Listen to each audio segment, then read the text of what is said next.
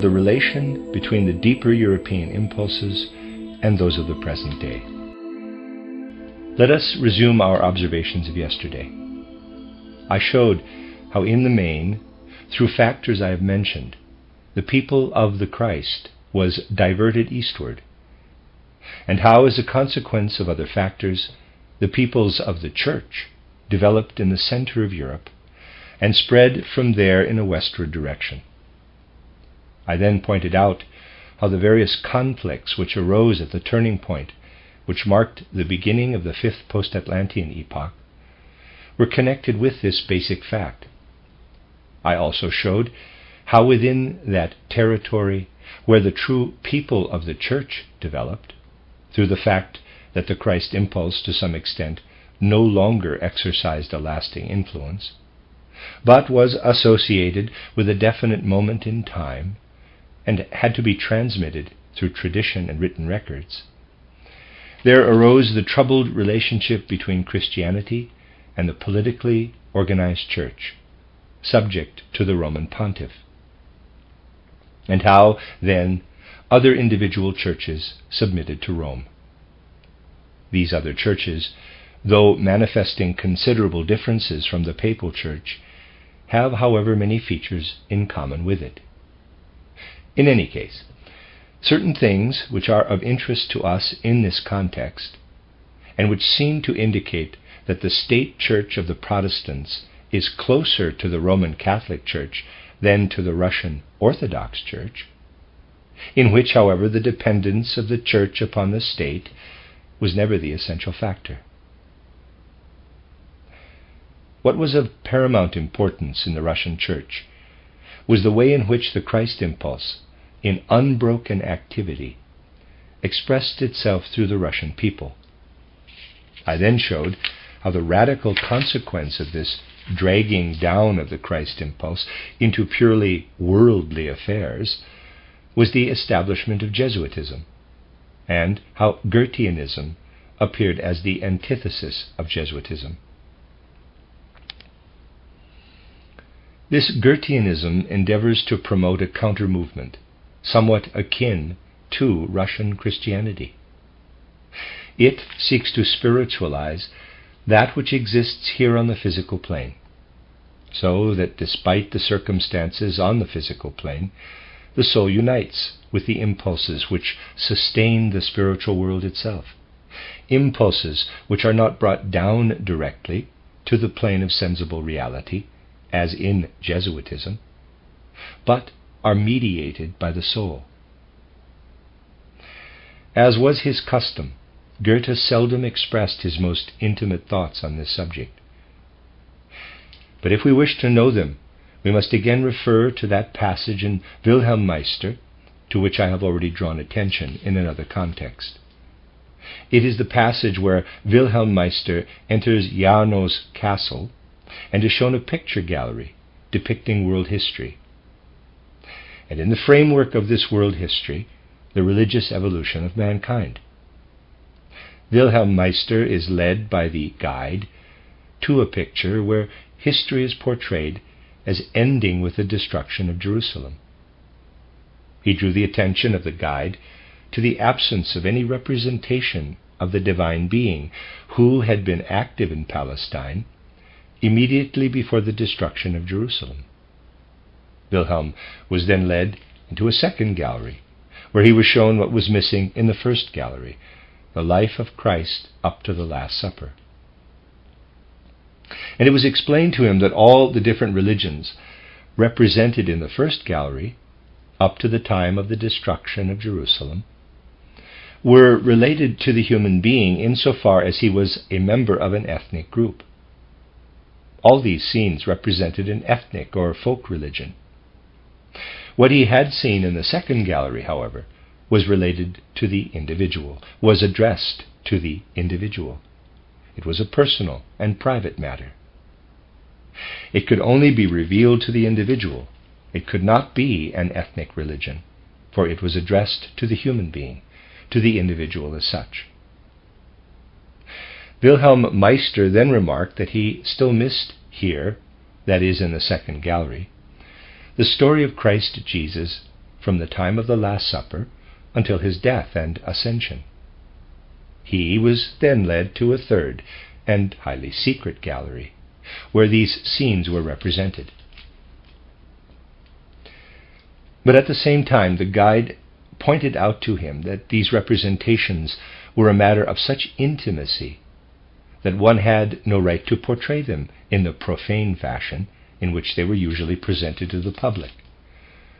They must appeal to the innermost being of man. Now, one can claim with good reason that what was still valid in Goethe's day, namely that the representation of the passion of Christ Jesus should be withheld from the public, no longer applies today. Since that time we have passed through many stages of development, but I should like to point out that Goethe's whole attitude to this question is revealed in this passage from Wilhelm Meister. Goethe shows quite clearly that he wishes the Christ impulse to penetrate into the inmost recesses of the soul. He wishes to dissociate it from the national impulse, from the national state. He wishes to establish a direct relationship between the individual soul and the Christ impulse. This is extremely important for an understanding not only of Goethe, but of Goetheanism. For as I said recently, in relation to external culture, Goethe and the whole of Goetheanism are in reality isolated. But when one bears in mind the more inward religious development of civilized mankind, one cannot say the same of the progress of evolution. Goethe, for his part, represents in a certain respect the continuation of something else. But in order to understand how Goethe is to some extent opposed to everything that is usually manifested in the Church of Central Europe, we must now consider a third impulse. This third impulse is localized more to the West, and to a certain extent is the driving force behind the nations. One cannot say that it inspires them. That which emerged in its extreme form as Jesuitism, as the militia of the Generalissimo, Jesus Christ, is deeply rooted in the very nature of the civilized world. In order to understand this, we must turn our attention to the controversy dating back to the 4th century, which was felt long afterward. From your knowledge of the history of religions, you will recall that in its triumphal march from east to west, Christianity assumed divers forms, and amongst them those of Arianism, readers aside, spelled Arianism, and Athanasianism. The peoples, readers aside, the peoples, Goths, Langobards, and Franks, who took part in what is mistakenly called the migration of nations, were originally Aryans. Again, readers aside, this is the word Aryan, A-R-I-A-N-S. Okay, end of readers aside. Now, the doctrinal conflict between the Aryans and Athanasians is probably of little interest to you today, but it played a certain part, and we must return to it. It arose from a conflict between Arius and Athanasius, which began at Alexandria and was given new impetus in Antioch. Athanasius maintained that Christ is a God, like God the Father, that a Father God therefore exists, and that Christ is of the same nature and substance as the Father from all eternity. This doctrine passed over into Roman Catholicism, which still professes today the faith of Athanasius. Thus, at the root of Roman Catholicism is the belief that the Son is eternal and of the same nature and substance as the Father. Arius opposed this view. He held that there was a supreme God, the Father, and that the divine Son, that is Christ, was begotten of the Father before all ages. He was a separate being from the Father, different in substance and nature, the perfect creator who is nearer to man than the Father, the mediator between the creator, who is beyond the reach of human understanding, and the creature. Strange as it may seem, this appears at first sight to be a doctrinal dispute. But it is a doctrinal dispute only in the eyes of modern man. In the first centuries of Christianity, it had deeper implications. For Arian Christianity, based on the relationship between the Son and the Father, as I have just indicated, was something natural and self-evident to the Goths and Langobards. All those people who first took over from Rome after the fall of the empire. Instinctively they were Arians. Ulfilas's translation of the Bible shows quite clearly that he was an adherent of Arius. The Goths and Langobards who invaded Italy were also Arians. And only when Clovis was converted to Christianity did the Franks accept Christianity. They adopted somewhat superficially the doctrine of Athanasius, which was foreign to their nature, for they had formerly been Arians at heart. And when Christianity hoisted its banner under the leadership of Charles the Great, everyone was instructed in the creed of Athanasius. Thus the ground was prepared for the transition to the Church of Rome. A large part of the barbarian peoples, Goths, Langobards, etc., perished. The ethnic remnants who survived were driven out or annihilated by the Athanasians. Arianism lived on in the form of sects, but as a tribal religion it ceased to be an active force. Two questions now arise. First, what distinguishes Arianism from Athanasianism? Secondly, why did Arianism disappear from the stage of European history, at least as far as any visible symptoms are concerned? Arianism is the last offshoot of those conceptions of the world which, when they aspired to the divine, still sought to find a relation between the sensible world and the divine spiritual, and which still felt the need to unite the sense perceptible with the divine spiritual. In Arianism we find in a somewhat more abstract form the same impulse we find in the Christ impulse of Russia, but only as impulse, not in the form of sacramentalism and cultus. This form of the Christ impulse had to be abandoned because it was unsuited to the peoples of Europe. And it was also extirpated by the Athanasians for the same reason. In order to have a clearer understanding of these questions, we must consider what was the original constitution of soul of the different peoples of Europe.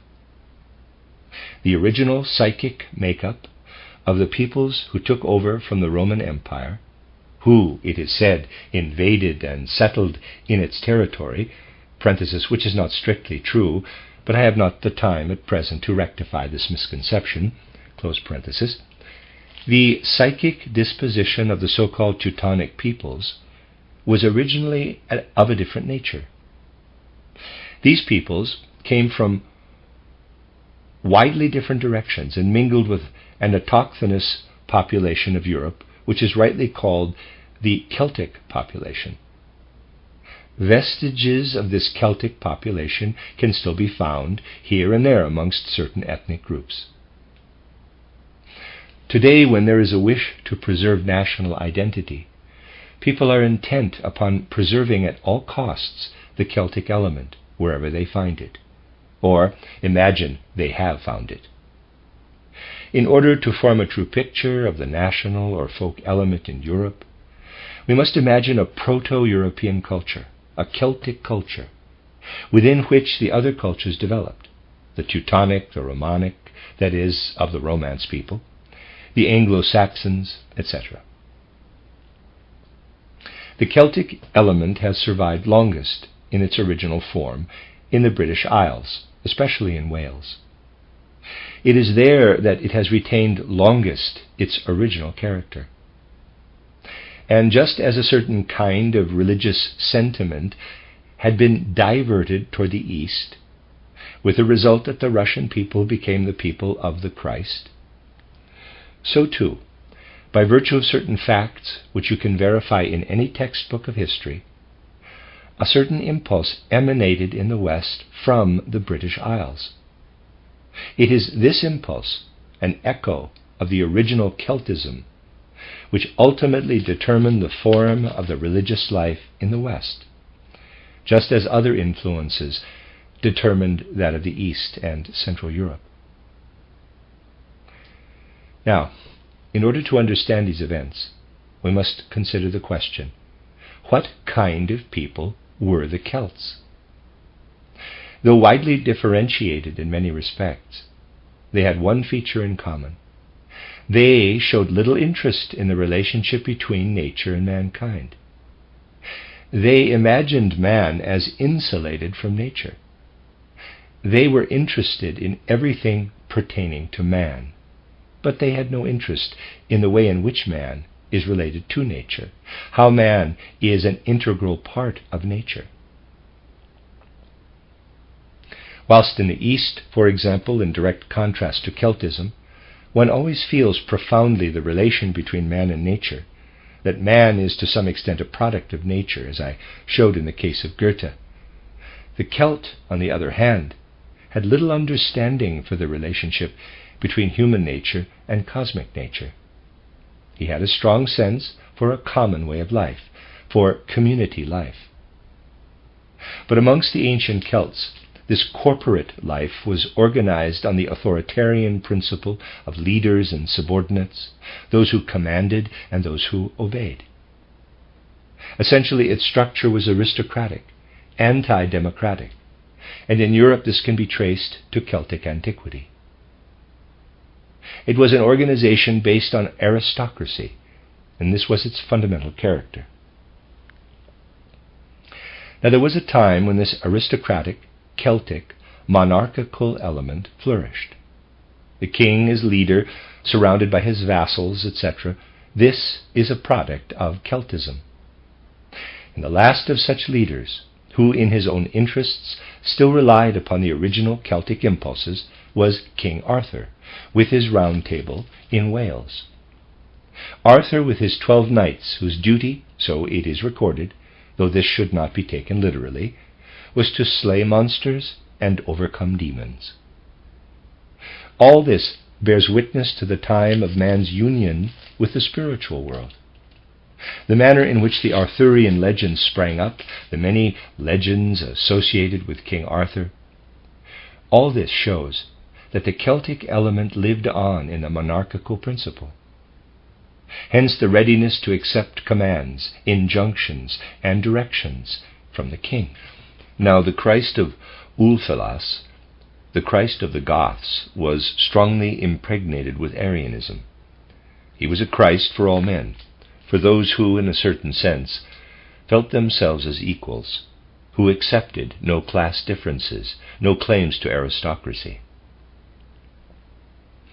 At the same time, he was a last echo of that instinctive feeling in the East for the communion between man and the cosmos, between man and nature. Nature was to some extent excluded from the social structure of the Celtic monarchical system. These two streams converged first of all in Europe. I cannot now enter into details. I can only discuss the main features. Then they were joined to a third stream. As a result of this confluence, Arianism at first gained ground. But since it was a survival of a conception that linked nature and man, it was not understood by those who, as heirs of the Teutonic and Frankish peoples, were still influenced by purely Celtic impulses. They understood only a monarchical system such as their own. And therefore the need arose, still perceptible in the old Saxon religious epic titled Heliand, to portray the Christ as a royal commander, a sovereign chief, as a feudal lord with his liege men. This reinterpretation of the Christ as a royal commander stemmed from the inability to understand what came over from the East and from the need to venerate Christ as both a spiritual and temporal king. The third stream came from the south, from the Roman Empire. It had already been infected earlier with what one might perhaps call today the bureaucratic mentality. The Roman Empire, it was not a state. It could best be described as a structure akin to a state, is very like, but different in that the different territories are geographically remote from each other, and different conditions determine the social structure. This Roman Empire is very like what emerged from the monarchical system, though starting from different principles. Formerly a republic, it developed into an imperial organization, into an empire akin to what developed out of the various kingdoms of the Celtic civilization, but with a Teutonic flavoring. Now, the intellectual and emotional attitude toward social life, which originated in the south, in the Roman Empire, because it envisaged an external structure on the physical plane, could never really find any common ground with Arianism, which still survived as an old instinctive impulse from the East. This Roman impulse needed, paradoxically, something that was incomprehensible, something that had to be decreed. And as kings and emperors governed by decree, so too the papacy. The doctrine of Athanasius could be brought home to mankind by appealing to certain feelings, which were especially developed in the peoples I have mentioned. After all, these sentiments exist in everyone to some extent. The faith professed by Athanasius contains little that appeals to human feeling or understanding. If it is to be incorporated in the community, it must be imposed by decree. It must have the sanction of law after the fashion of secular laws. And so it came to pass. The strange, incomprehensible doctrine of the identity of the Father and the Son, who are co-equal and co-eternal, was later understood to imply that this doctrine transcended human logic. It must become an article of faith. It is something that can be decreed. The Athanasian faith can be imposed by decree, and since it was directly dependent upon authoritarian directives, it could be introduced into an ecclesiastical organization with political leanings. Arianism, on the other hand, appealed to the individual. It could not be incorporated in an ecclesiastical organization, nor be imposed by decree. But authoritarian directives were important for the reasons I have mentioned.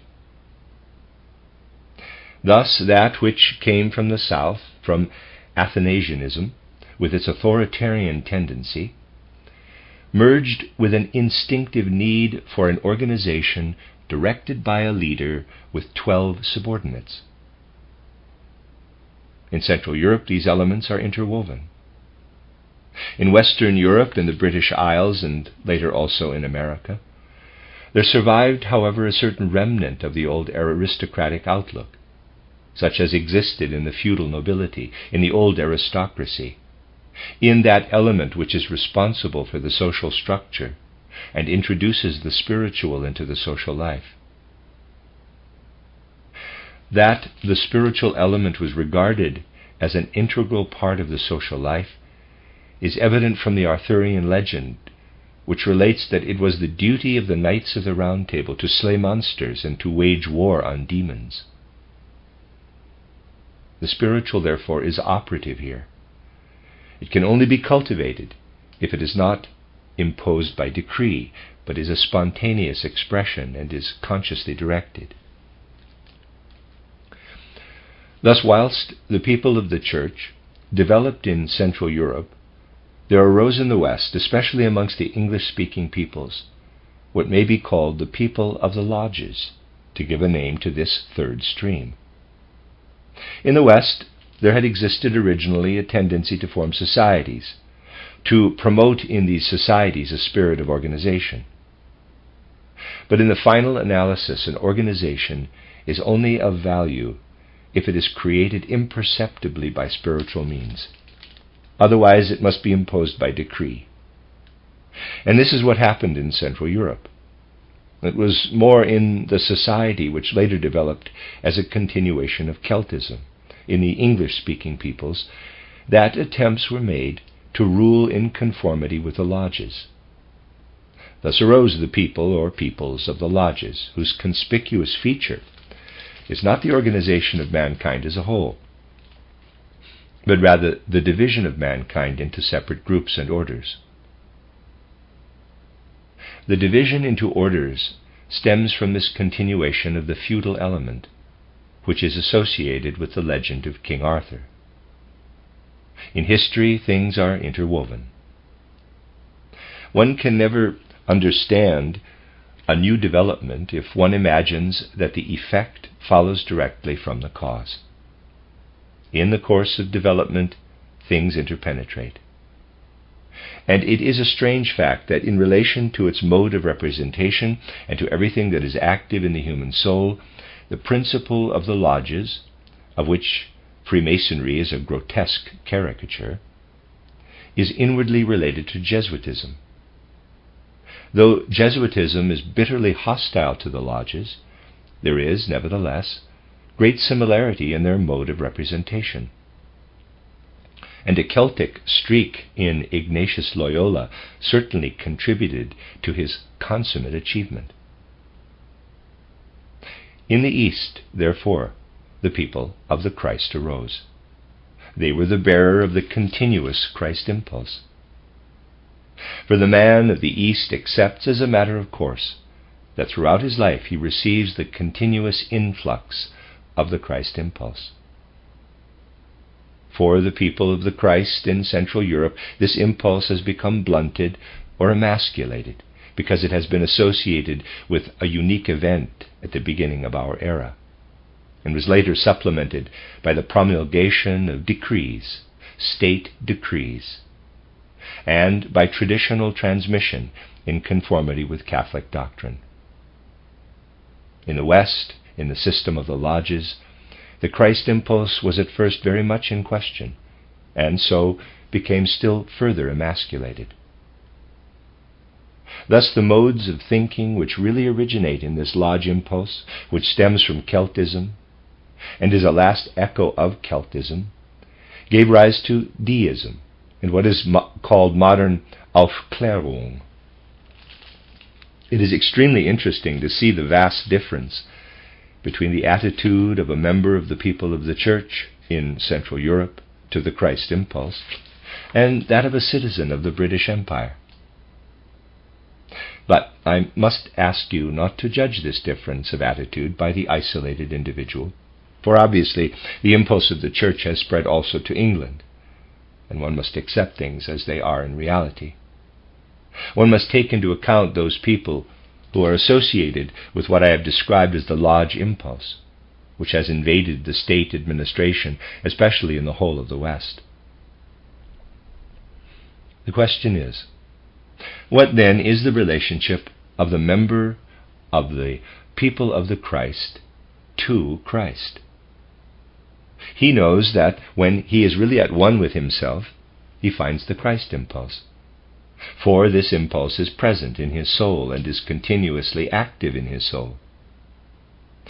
The member of the people of the Church speaks, perhaps, like Augustine, who at the age of maturity, in answer to the question, "How do I find the Christ?" replied, quote, "The Church tells me who is the Christ. I can learn it from the Church, for the Church has preserved in its tradition the original teaching about the Christ." Close quote. He who belongs to the people of the lodges, I mean the true member of the lodges, has a different approach to the Christ from the people of the Church and the people of the Christ. He says to himself, "History speaks of a Christ who once existed. Is it reasonable to believe in such a Christ? How can the influence of Christ be justified historically before the bar of reason?" This fundamentally is the Christology of the Aufklärung, which demands that the Christ be vindicated by reason. Now, in order to understand what is involved here, we must be quite clear that it is possible to know God without the inspiration of the Christ impulse. One need only be slightly mentally abnormal, just as the atheist is a person who is physically ill in some respect, to arrive at the idea of God or admit the existence of God by way of speculation or of mysticism. For Deism is the fundamental belief of Aufklärung. One arrives directly at the belief of the Aufklärung that a God exists. Now, for those who are heirs of the people of the lodges, it is a question of finding a rational justification for the existence of Christ alongside the universal God.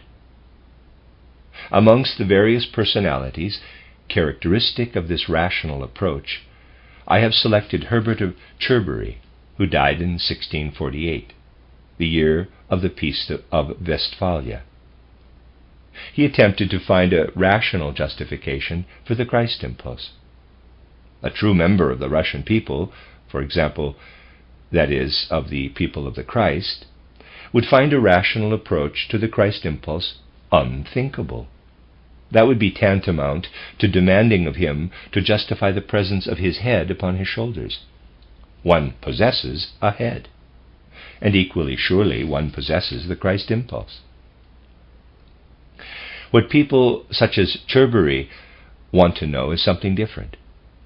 Is it reasonable to accept alongside the God, to the idea of whom enlightened thinking leads, the existence of a Christ? One must first study man from a rational point of view in order to find a justification for this approach. Not every member of the people of the lodges, of course, responds in this way. The philosophers express their views in definite, clear-cut concepts, but others are not given to reflection. But all those who are in any way connected with the impulse of the peoples of the lodges, instinctively, emotionally, and in the conclusions they unconsciously draw, adopt this rational approach. Cherbury started from an examination of the common factor in the different religions. Now, this is a typical trick of the Aufklärung. Since they themselves cannot arrive at the spirit, at least as far as the Christ impulse is concerned, but only at the abstract notion of the God of Deism, they ask, is it natural for man to discover this or that? Cherbury, who had traveled widely, endeavored first of all to discover the common factor in the different religions. He found that they had a great deal in common, and he tried to summarize these common factors in 5 propositions. These 5 propositions are most important, and we must examine them closely. The first proposition states, a God exists. Since the various peoples belonging to widely differing religions instinctively admit the existence of a God, he finds it natural, therefore, to admit that a God exists. Secondly, the God demands veneration. Again, a common feature of all religions. Thirdly, this veneration must consist in virtue and piety.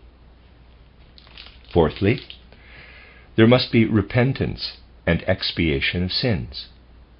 Fifthly, in the hereafter there is a justice that rewards and punishes. Readers aside, sorry for this delay, but Aufklärung is another word for the Enlightenment, the time of the Enlightenment. End of readers aside. As you see, there is no mention of the Christ impulse. But in these 5 propositions, one finds the most one can know when one relies only upon the religious impulse emanating from the lodges. Aufklärung is a further development of this way of looking at things. Hobbes, Locke, and others constantly raise the question, since there is a tradition which speaks of Jesus Christ, is it reasonable to believe in his existence? And finally, they are prepared to say, what is written in the Gospels, what is handed down by tradition on the subject of Christ Jesus, agrees with the fundamental tenets common to all religions. It seems that the Christ wished to collate the common factors in all religions, that a divinely inspired personality, this can be envisaged more or less, had once existed, who taught what is best in all religions. The Aufklärer found this to be reasonable, and Tyndall, who lived from 1647 to 1733, wrote a book entitled Christianity as Old as Creation. This book is very important, for it gives us an insight into the nature of Aufklärung, which was subsequently diluted by Voltaireism, etc. Tyndall wanted to show that in reality all men, the more enlightened men, have always been Christians, and that Christ simply embodied the best in all religions. Thus the Christ is reduced to the status of a teacher. Whether we call him Messiah or Master or what you will, he is nothing more than a teacher. It is not so much the fact of the Christ that is important, but that he exists and dwells amongst us, that he offers a religious teaching embodying the most precious element, the element which is common to the religions of the rest of mankind. The idea I have just expressed may, of course, assume widely different forms, but the basic form persists. The Christ is teacher. When we consider the typical representatives of the people of the Christ, the people of the Church, and the people of the lodges, representatives who show wide variations, when we seek the reality behind the appearance, then we can say that for the people of the Christ, Christ is Spirit, and therefore he is in no way concerned with any institutions on the physical plane. But the mystery of his incarnation remains. For the people of the Church, Christ is King, a conception which may assume various nuances, and this conception lives on also in the people of the lodges, but in its further development it is modified and becomes Christ is the teacher. We must bear in mind these different aspects of the European consciousness, for they are deeply rooted not only in the individual, but also in what has developed spiritually in Europe in the fifth post-Atlantean epoch, and also in many of the social forms. They are the principal nuances assumed by the Christ impulse. Much more could be said on this subject. I can only give a brief outline today since my time is short. Let us now return to the three forms of evolution of which I spoke yesterday. In its present stage of development, the whole of mankind is now living in the sentient soul, corresponding to the age of 28 to 21 in man. Every single man, qua individual, develops the consciousness soul today in the course of the post-Atlantean epoch. Finally, a third evolution unfolds within the folk souls of which I spoke yesterday. We have on the one hand the historical facts and the influence they exert, and on the other hand the folk souls with their different religious nuances. As a result of this interaction, for the people of the Christ, Christ is the Spirit. For the people of the Church, Christ is the King. For the people of the lodges, Christ is the teacher. These different responses are determined by the different folk characteristics. That is the third evolution. In external reality, things always interpenetrate. They work upon each other and through each other. If you ask who is representative of the people of the lodges, of the deism of the Aufklärung, then strangely enough a perfect example is Harnack in Berlin. He is a much more representative example than anyone on the other side of the channel. In modern life things are much confused. If we wish to understand events and trace them back to their origin, we must look beyond externalities. We must be quite clear that the third stream of evolution, which is linked to the national element, is connected with what I have described here. But because of the presence of the other evolutionary currents, a reaction always follows, the assault of the consciousness soul upon this national element, and this assault manifests itself at divers points. It starts from different centers, and one of these waves of assault is Goetheanism, which in reality has nothing to do with what I have just described, and yet, when considered from a particular angle, is closely related to it. Parallel with the Arthurian current, there developed early on the Grail current, which is the antithesis of the Arthurian current. He who wishes to visit the temple of the Grail must follow dangerous and almost inaccessible paths for 60 miles. The temple lies remote and well concealed. One learns nothing there unless one asks. In brief, the purpose of this whole Grail impulse is to restore the link between the inmost core of the human soul, where the consciousness soul awakens, and the spiritual world. It is, if I may say so, an attempt artificially to lift up the sensible world to the spiritual world, which is instinctive in the people of the Christ. The following diagram shows this strange interpenetration of the religious impulses of Europe. We have here an impulse which still exists today instinctively, in embryo and undeveloped, in the people of the Christ. Philosophic spirits, such as Soloviev, come to accept this Christ impulse as something self-evident. On account of its ethnographical and ethnic situation, Central Europe is not disposed to accept the Christ impulse as something self-evident.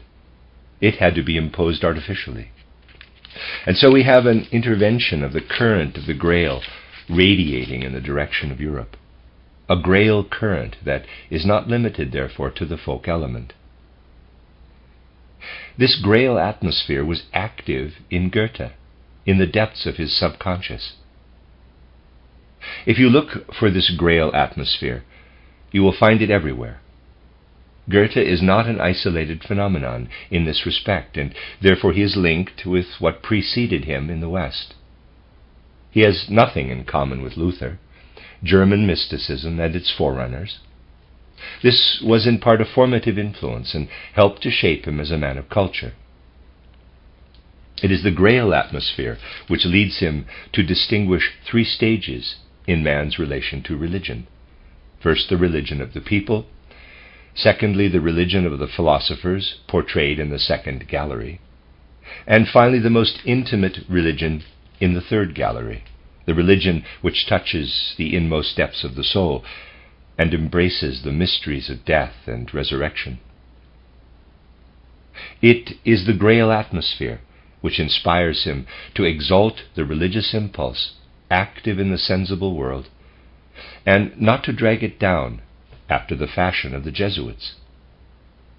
And paradoxical as it may seem today, the Grail atmosphere is found today in Russia.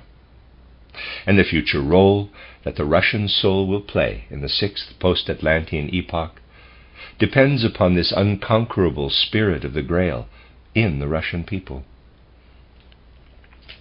So much for the one side. Let us now consider the other side. Here we have those who regard the Christ impulse neither as an inspiration, as in the East, nor as a living force transmitted by tradition and the Scriptures, but as something rational. It is in this form that it spread within the lodges and their ramifications. In the diagram I indicate this by the color green. Later it became politicized in the West, and is the last offshoot of the Arthurian current. And just as the Christ impulse in the Russian people is continued in the Grail quest, and irradiates all men of goodwill in the West, so the other current penetrates into all members of the people of the Church, and takes on the particular coloring of Jesuitism. That the Jesuits are the sworn enemy of that which emanates from the lodges is not important. Anyone and anything can be declared enemy by the enemy of the outlook of the lodges. It is an historical fact that the Jesuits have not only infiltrated the lodges, that high-ranking Jesuits are in contact with the high dignitaries of the lodges, but that both, though active in different peoples, have a common root. Though the one gave birth to the Papacy, the other to freedom, rationalism, to the Aufklärung. I have now given you a kind of picture of what may be called the working of the evolution of the consciousness soul. I described to you earlier the three stages of evolution proceeding from the east to the west, which are based on the ethnic element. That they assumed the form of Aufklärung in the west as a consequence of interaction is due to the fact that every individual is involved in the evolution of the consciousness soul. Then we have a third current of evolution in which the whole of mankind is involved, and by virtue of which mankind ceases to develop physically at an ever earlier age. Today, mankind as a whole is at the age, in quotes, of the sentient soul, that is, between the ages of 28 and 21. This applies to the whole of mankind. In describing the first current, the ethnic current, when folk or tribal religions arise within Christianity, such as the religion of the Christ, the religion of the Church, and the religion of the lodges, we are speaking from the standpoint of the evolution of peoples or nations, which I usually characterize as follows. The Italian peoples equals the sentient soul, the French peoples equals the intellectual or mind soul, etc.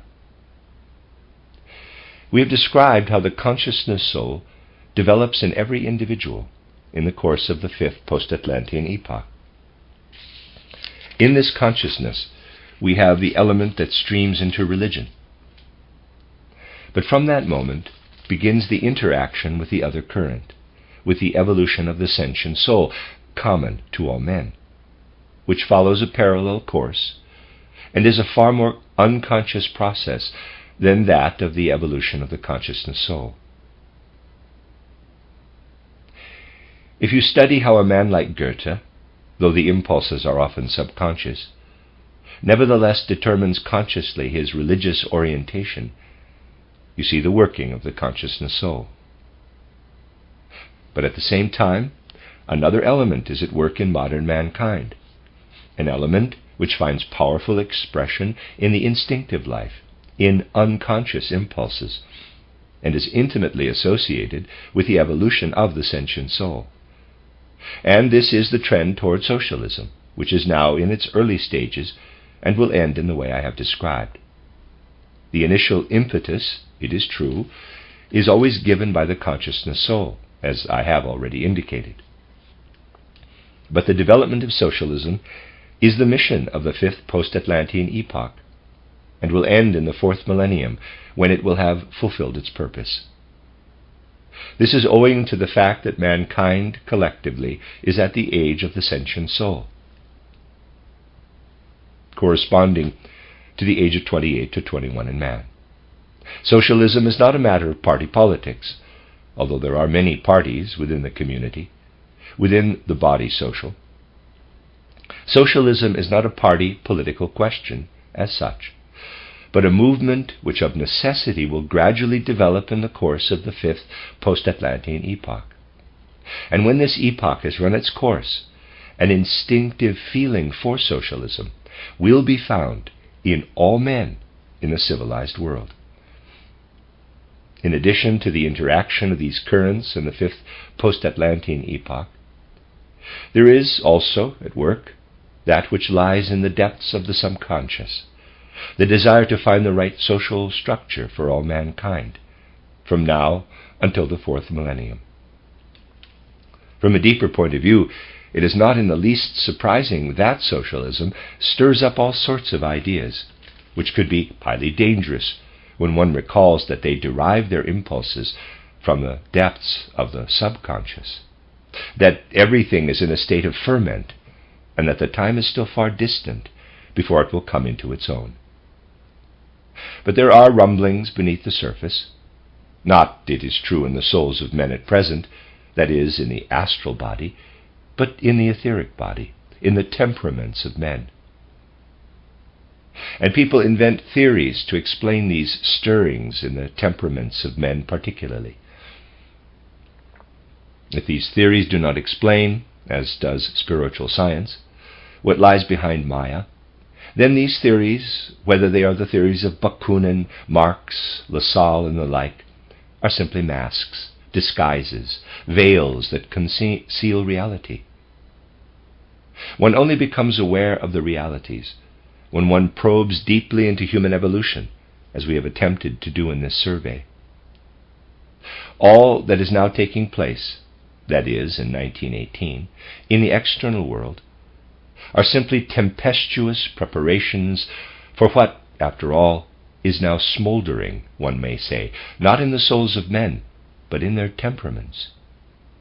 You are all socialists, and you are often unaware how deeply impregnated you are with socialism, because it is latent in your temperament, in the subconscious.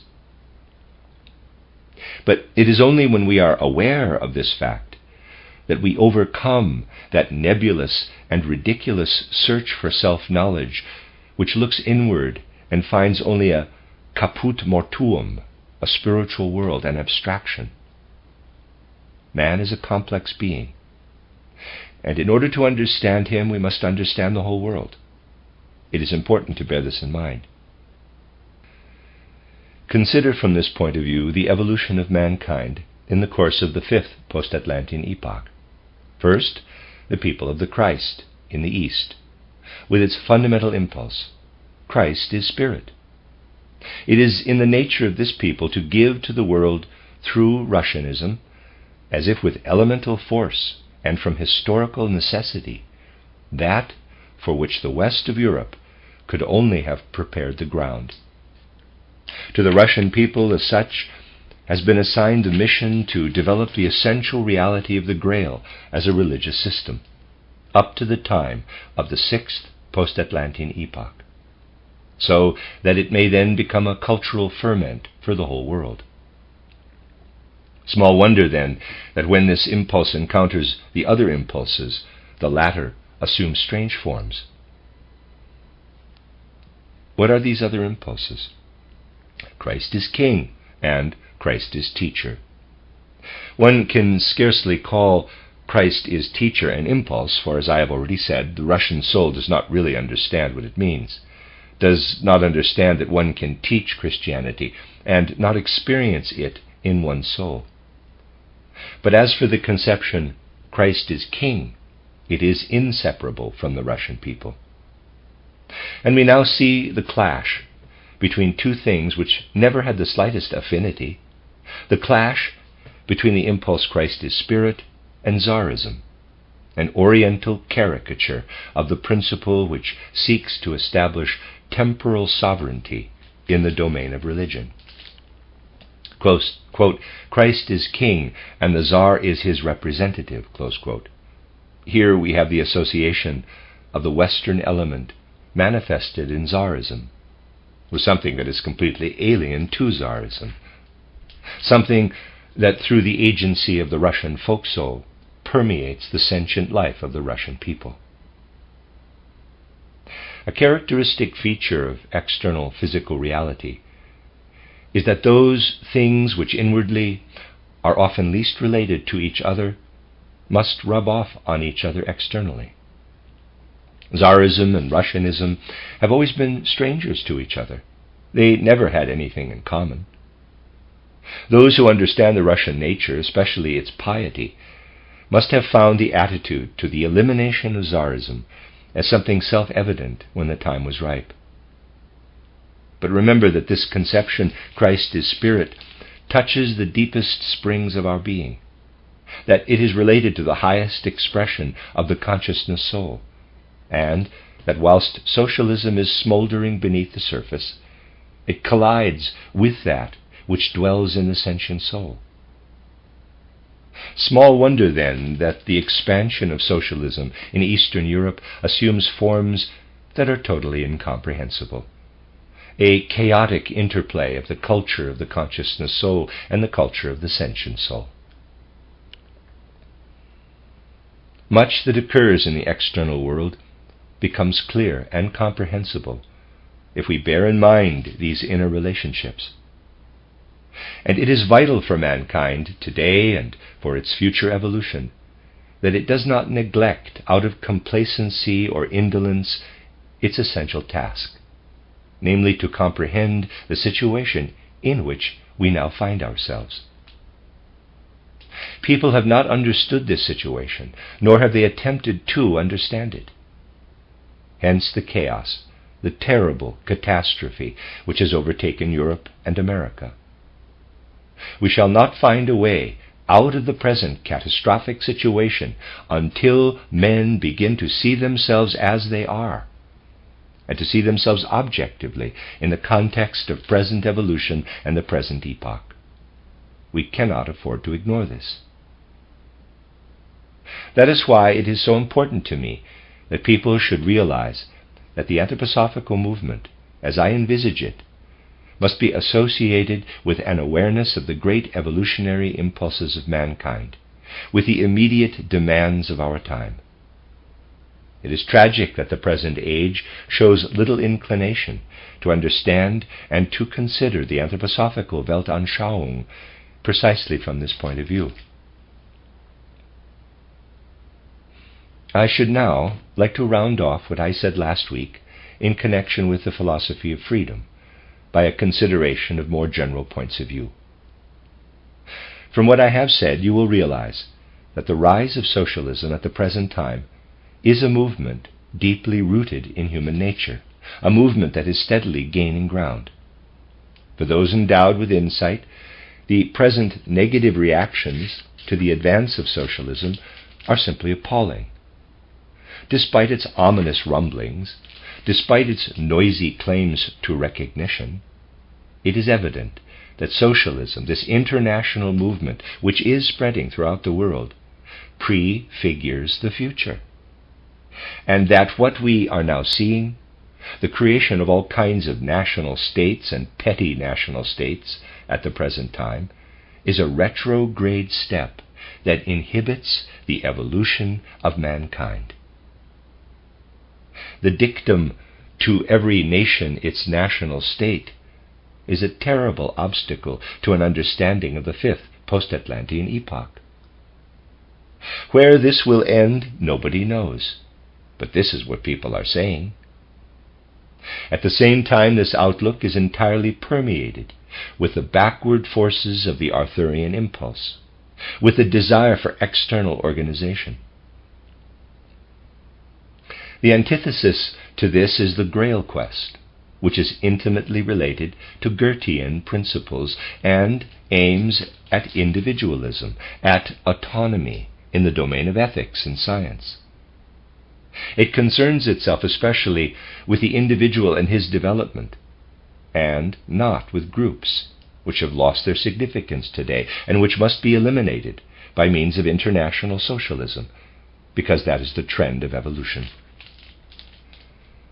And for this reason one must also say, in Goetheanism with its individualism, you will recall that I emphasized the individualism in Goethe's Weltanschauung in my early Goethe publications, and also in my book titled Goethe's Weltanschauung, when I showed that this individualism is a natural consequence of Goetheanism.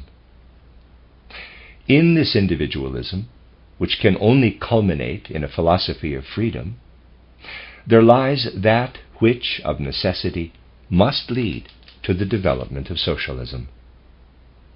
And so we can recognize the existence of two poles, individualism and socialism, toward which mankind tends in the fifth post-Atlantean epoch.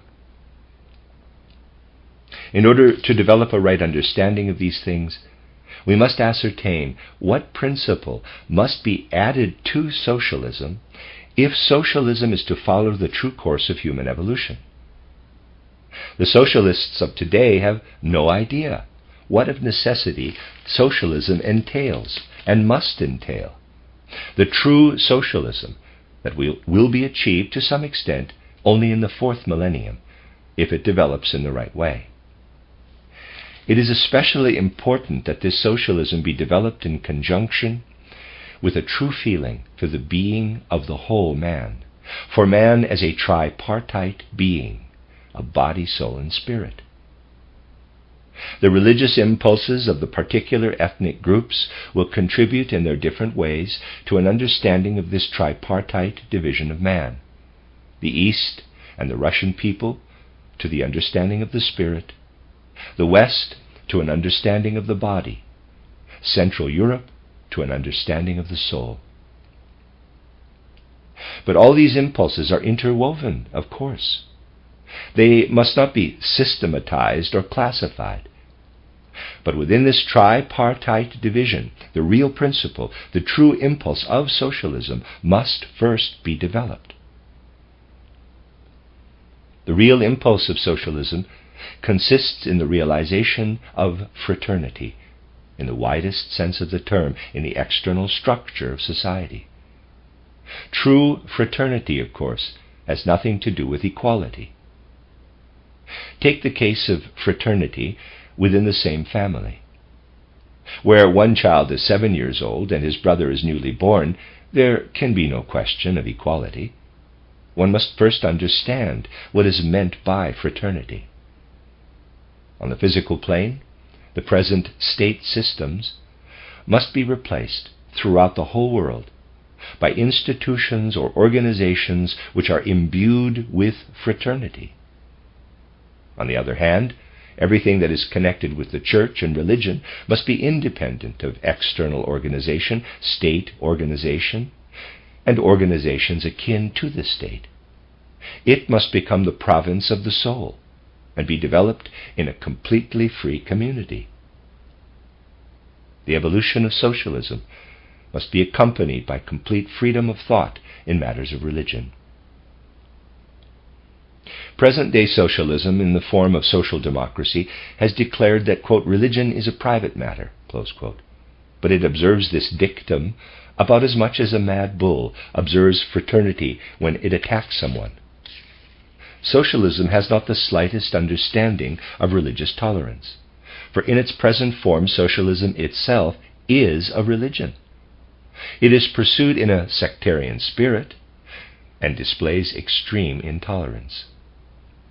Socialism, therefore, must be accompanied by a real flowering of the religious life, which is founded upon the free communion of souls on earth. Just think for a moment how radically the course of evolution has thereby been impeded. There must be opposition to evolution at first, so that one can then work for a period of time toward the furtherance of evolution. This, in its turn, will be followed by a reaction, and so on. I spoke of this in discussing the general principles of history. I pointed out that nothing is permanent. Everything that exists is doomed to perish. Think of the opposition to this parallel development of freedom of thought in the sphere of religion and in the sphere of external social life, a development that can only be realized within the state community. If socialism is to prevail, the religious life must be completely independent of the state organization. It must inspire the hearts and souls of men who are living together in a community, completely independent of any kind of organization. What mistakes have been made in this domain? Christ is the Spirit, and alongside this, the terrible ecclesiastical organization of Tsarism. Christ is the King, complete identification of Tsarism and religious convictions. And not only has the Roman Catholic Church established itself as a political power, it is also managed, especially in the course of recent centuries, indirectly through Jesuitism, to infiltrate the other domains, to participate in their organization, and to imbue them with the spirit of Catholicism. Or take the case of Lutheranism. How has it developed? It is true that Luther was the product of that impulse, of which I have already spoken here on another occasion. He is a typical Janus who turns one face to the fourth post-Atlantean epoch and the other to the fifth post-Atlantean epoch. And in this respect, he is animated by an impulse in conformity with our time. Luther appears on the stage of history, but what happens then? What Luther wanted to realize in the religious sphere is associated with the interests of the petty German princes and their courts. A prince is appointed bishop, head of synod, etc. Thus, we see harnessed together two realms which should be completely independent of each other. Or to take another example, the state principle, which permeates the external organization of the state, is impregnated with the Catholic religious principle, as was the case in Austria, the Austria which is now disintegrating. And to this, fundamentally, Austria's downfall must be attributed. Under other leadership, especially that of Goetheanism, it would have been possible to restore order in Austria. On the other hand, amongst the English-speaking population in the West, the princes and the aristocracy have everywhere infiltrated the lodges. It is a characteristic feature of the West that one cannot understand the state organization unless we bear in mind that it is permeated with the spirit of the lodges. And France and Italy are thoroughly infected by it, any more than one can understand Central Europe unless one realizes that it is impregnated with Jesuitism. We must bear in mind, therefore, that grievous mistakes have been made in respect of freedom of thought and social equality that must necessarily accompany socialism. The development of socialism must be accompanied by another element in the sphere of the spiritual life, the emancipation of all aspiration toward the spirit, which must be independent of the state organization, and the removal of all fetters from knowledge and everything connected with knowledge. Those barracks of learning called universities, which are scattered throughout the world, are the greatest impediment to the evolution of the fifth post-Atlantean epoch. Just as there must be freedom in the sphere of religion, so too, in the sphere of knowledge, all must be free and equal. Everyone must be able to play his part in the further development of mankind. If the socialist movement is to develop along healthy lines, privileges, patents, and monopolies must be abolished in every branch of knowledge. Since at the present time we are still very far from understanding what I really mean, there is no need for me to show you in any way how knowledge could be freed from its fetters, and how every man could thus be induced to participate in evolution. For that will depend upon the development of far-reaching impulses in the sphere of education, and in the whole relationship between man and man. Ultimately, all monopolies, privileges, and patents which are related to the possession of intellectual knowledge will disappear. Man will have no other choice but to affirm in every way and in all domains the spiritual life that dwells in him, and to express it with all the vigor at his command. At a time when there is a growing tendency for the universities, for example, to claim exclusive rights in medicine, when, in widely different spheres, people wish to organize everything with maximum efficiency, at such a time there is no need to discuss spiritual equality in detail. For at present, this is far beyond our reach, and most people can safely wait until their next incarnation before they arrive at a complete understanding of what is to be said on the subject of this third point. But the first steps, of course, can be undertaken at all times. Since we are involved in the modern world and the modern epoch, all we can do is to be aware of the impulses at work, especially socialism and what must accompany it: freedom of religious thought, equality in the sphere of knowledge. Knowledge must become equal for all, in the sense of the proverb which says that in death all men are equal. Death is the great leveler. For knowledge, even as death, opens the door to the supersensible world. One can no more acquire exclusive rights for death than one can acquire exclusive rights for knowledge. To do so, nevertheless, is to produce not men who are vehicles of knowledge, but those who have become the so-called vehicles of knowledge at the present time. These words in no way refer to the individual. They refer to what is important for our time, namely the social configuration of our time. Our epoch especially, which saw the gradual decline of the bourgeoisie, has shown how all rebellion against that which runs counter to evolution is increasingly ineffective today. The Papacy firmly sets its face against evolution. When in the 70s the old Catholics rejected the dogma of papal infallibility, this consummation of papal absolutism, life was made difficult for them, and is still made difficult for them today. Meanwhile, they could render valuable service by their resistance to papal absolutism. If you recall what I have said, you will find that at the present time there exists on the physical plane something which in reality belongs to the soul life and to the spiritual life of men, whilst on the external physical plane fraternity seeks to manifest itself. That which does belong directly to the physical plane, that is freedom, has manifested itself on the physical plane and has organized it.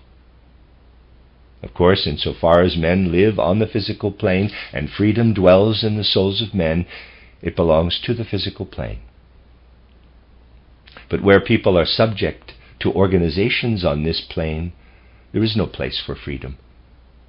On the physical plane, for example, religions must be able to be exclusively communities of souls and must be free from external organization. Schools must be organized on a different basis. And above all, they must not become state-controlled schools. Everything must be determined by freedom of thought, by individual needs. Because in the world of reality things interpenetrate, it may happen that today socialism, for example, often denies its fundamental principle. It shows itself to be tyrannical, avid for power, and would dearly like to take everything into its own hands. Inwardly, it is in reality the adversary of the unlawful prince of this world, who appears when one organizes externally the Christ impulse or the spiritual in accordance with state principles. When in the external organization, fraternity alone does not suffice. When we discuss vital and essential questions of the contemporary world, we touch upon matters which mankind finds unpalatable today. But it is important that these problems should be thoroughly understood. It is only by gaining a clear understanding of these problems that we can hope to escape from the present calamitous situation. I must repeat again and again that we shall only be able to contribute to the true evolution of mankind by acquiring knowledge of the impulses which can be found in the way I have described. When I discussed here a week ago my book, The Philosophy of Freedom, I tried to show how, as a result of my literary activities, I was rejected everywhere. You will recall, no doubt, that in many fields my work met with opposition. Even when I attempted in the recent fateful years to draw attention to Goetheanism, I was ignored on all sides. Goetheanism does not mean that one writes or says something on the subject of Goethe, but it is also Goetheanism to search for an answer to the question, what is the best solution anywhere in the world at the present time, when all nations are at each other's throats? And here too I felt myself ignored on all sides. I do not say this out of pessimism, for I know the workings of karma much too well for that. Nor do I say it because I would not do the same thing again tomorrow if the opportunity presented itself. I must say it because it is necessary to apprise mankind of many things, because only by insight into reality can mankind, for its part, find the impulses appropriate to the present age. Must it then be that men will never succeed in finding the path to the, in quotes, light, by awakening that which dwells in their hearts and their inmost souls? Must they then come to the light through external constraint? Must everything collapse about their ears before they begin to think? Should not this question be raised afresh every day? I do not ask that the individual shall do this or that, for I know only too well that little can be done at the present moment. But what is necessary is to have insight and understanding, to avoid false judgment and the passive attitude which refuses to see things as they really are. A remark which I read in the title Frankfurter Zeitung this morning made a strange impression upon me. It was an observation of a man whom I knew intimately some 18 or 20 years ago, and with whom I have discussed many different questions. I read in the Frankfurter Zeitung an article by this man. It was from the pen of Paul Ernst, poet and dramatist, whose plays have been performed on the public stage. I knew him intimately at that time. It was a short article on moral courage, and in it I read a sentence. It is indeed very encouraging to find such a sentence today, but one must constantly raise the question, must we suffer the present catastrophe for such a sentence to be possible? A cultured German, a man who is German to the core, writes, "In Germany people have always maintained that we are universally hated. I should like to know," he writes, "who on earth really hated the creative genius of Germany?" And then he recalls that in recent years it is the Germans themselves who have shown the greatest antipathy to the creative genius of Germany. And in particular they harbor a real inner antipathy to Goetheanism. I do not say this in order to criticize in any way, and certainly not, you would hardly expect this of me, to say something that would in any way imply making concessions to Wilsonism. It is tragic when things happen only under constraint, whereas they could be truly beneficial if they were the fruit of freedom. For today that which must be the object of freedom must stem from free thoughts.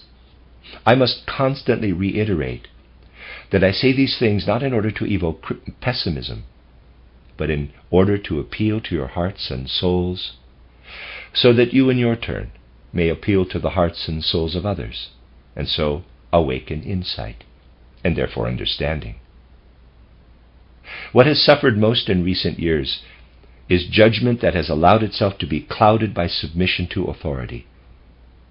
How happy people are, the world over, that they have a schoolmaster for their idol, that is Wilson, that they no longer need to think for themselves.